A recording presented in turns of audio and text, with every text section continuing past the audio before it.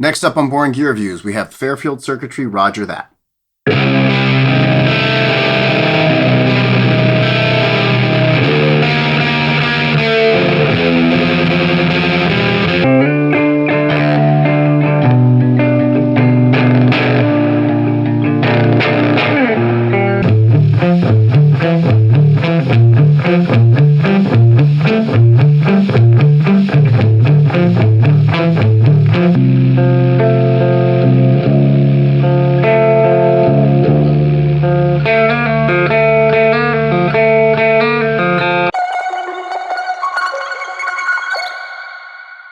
Thanks so much to Fairfield and Distro for sending me the Roger That.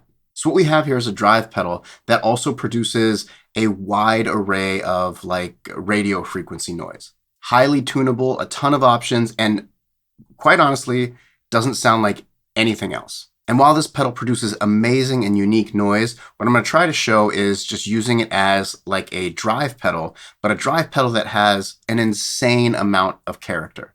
All right, so our first control is tune, and this will kind of sweep through the frequency of like sound and noise and artifacts, and it can be very subtle to very much not subtle. Next we have shift, and this will kind of adjust the accuracy of the tracking of the incoming signal, and it is highly dependent on the tune knob. So these two are very interactive together. Drive will affect your input signal, so the more clockwise you turn it, the harder you're pushing that signal, so the more distorted you'll get. Then we have wet, which will control the level of your wet signal, and dry, which will control the level of your dry signal. Then we have this toggle on the bottom called R for range, and in the 1 position, it's normal, and in the 2 position, it's extended.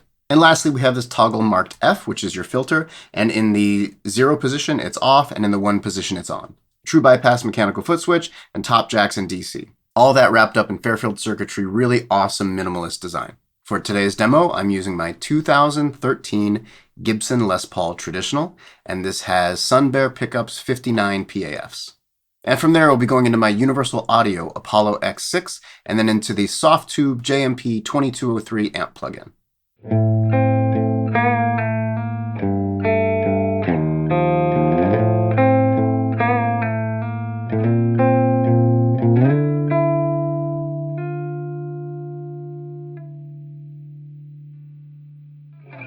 All right, in this first clip, we're going to have the shift knob around 7 o'clock, the drive will be at 11, and the wet and dry will be at noon. We're going to have the tune knob just past 9 o'clock, and the R switch will be in the 1 position, and the F switch will be in the 1 position as well. And behind that, we're going to add in the Unusual EAS from Blackskycraft for a little bit of reverb.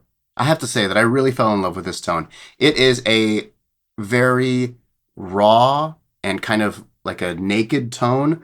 There's basically just the guitar with this feeling of like crunch and kind of blown out speaker, especially the harder I dig in. It's very dynamic. When I'm playing softer, it sounds just kind of like a slightly driven clean sound. And then as I dig in, it really sounds like a kind of like a blown out speaker.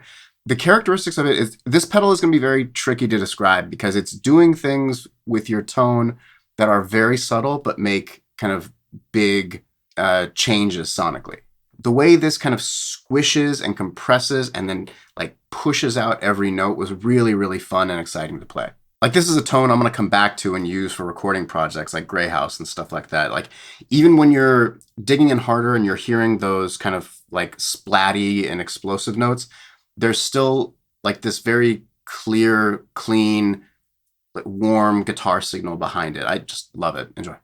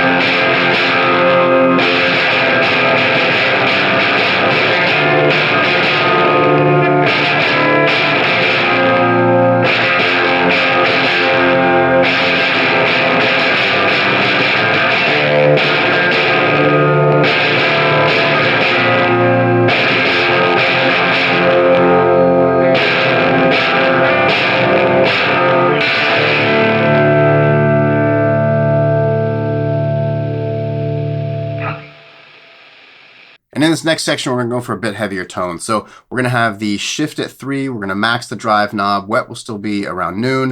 And we're going to max the dry signal as well. We're going to have the tune knob at 3 o'clock. And then R will be in the upward 2 position. And F will also be in the upward 1 position. This is a cool example of, in the beginning when I have the volume rolled back on my guitar, you can hear a lot of those like radio frequencies coming through. But it's very musical, very usable. And then when I roll the volume up, you hear this kind of very compressed, thick, gritty, distorted tone, almost like a preamp that's about to explode. There's also this kind of like brashness in the high end that really complements how kind of round and thick and bottom heavy the low end is. And what that means is like this pedal will handle lower tuning super well, but then it doesn't feel muddy in the low end, and it doesn't feel anemic or shrill in the high end. It has this great balance, even though there's a lot of extremes going on here. So enjoy.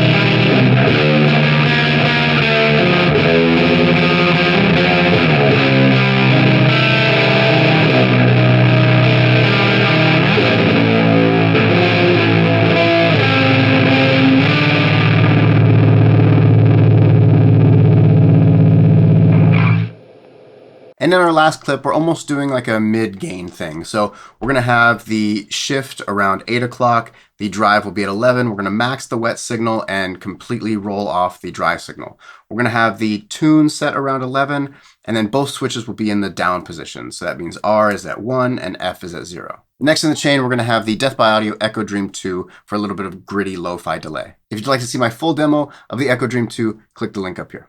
I fell in love with this tone. It's very splatty, really compressed. Everything is just kind of like punching through with every note.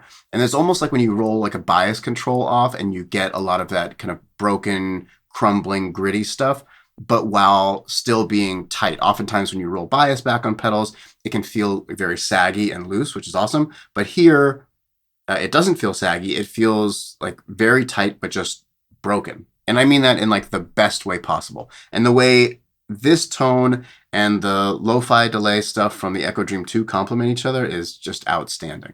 And I think what's really important to pay attention with in this pedal is how well it responds to your pick attack.